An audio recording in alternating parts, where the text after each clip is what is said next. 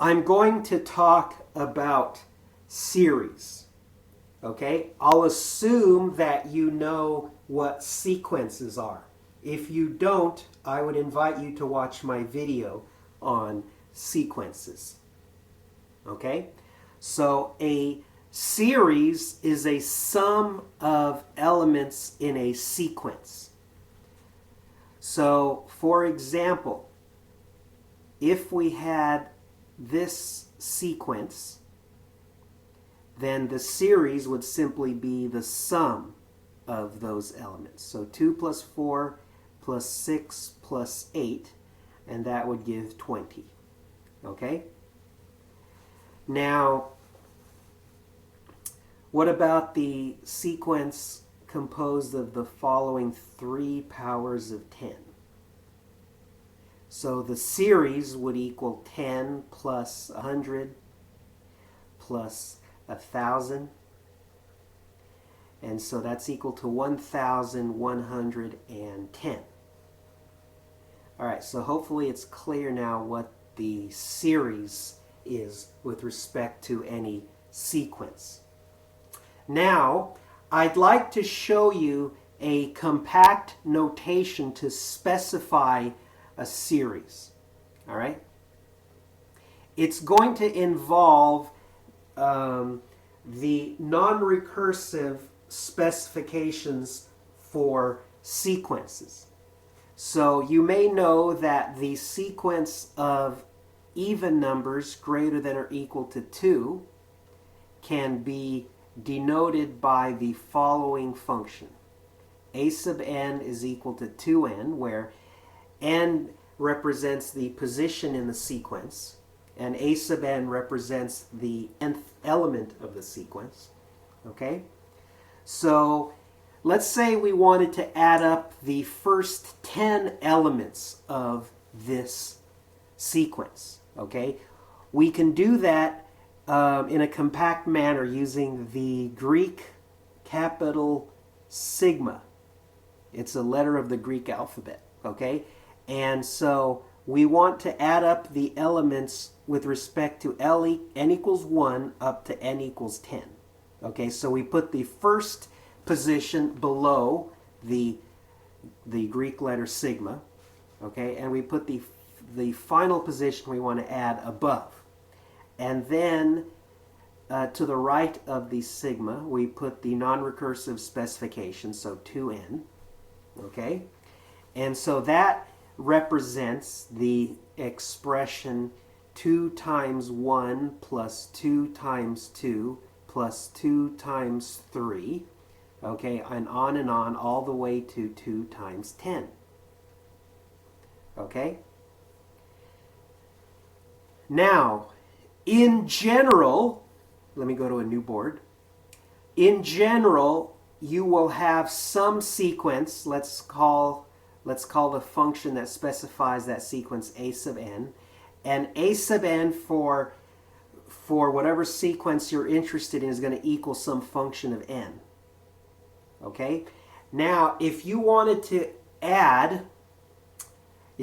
create a series composed of the sums of elements from the, let's say, the letter A, eighth position to the letter B position, okay, you could denote it this way. Okay, so we want to add the elements from n equal to A to n equal to B. And so we specify the specific sequence with the function. Okay, and so this is a compact way to specify f of A plus f of A plus 1 plus f of A plus 2, and on all the way to f of B.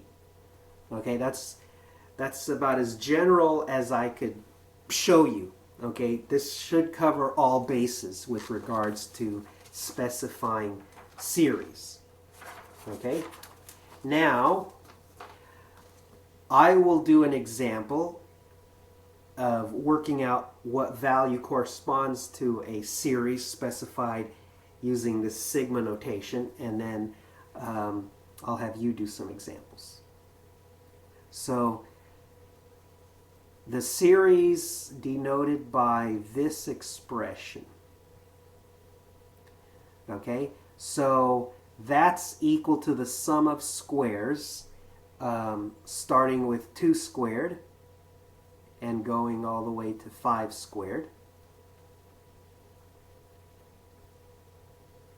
Okay, so then we just simply now keep simplifying. So 4 plus 9 plus 16 plus 25, let's see, so that's equal to 54. Okay, I hope that that's clear how that all worked out. Now, would you please work out the series represented by this expression? Okay, so pause the video and do that now, please. Okay, so I'll go ahead and work it out. So minus 1 to the 1 power, or minus 1 to the second power, okay, and on all the way to minus 1 to the 20. Now, this is going to equal minus 1 plus 1 plus minus 1 plus 1, okay, and I can group the terms into pairs, all right, where each pair, each of those parenthesis blobs is equal to 0. Okay, so if you have an even number of elements, consecutive elements that you're summing up, apparently the series is going to be 0. All right, now let's do one more example.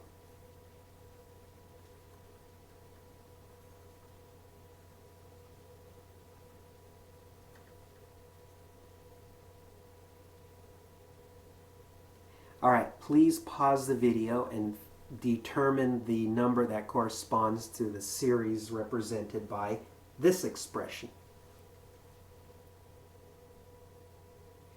Okay, so I'll go ahead and work it out as well.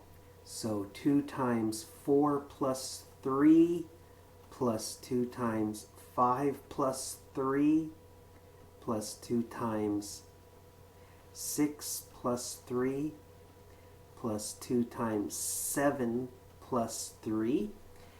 Let's see, so that's, I have 4 3's, that's 12, and then let me factor out the 2 from the other term, so 2 times 4 plus 5 plus 6 plus 7, that's 22, so 12 plus 2 times 22, so 12 plus 44 is 56.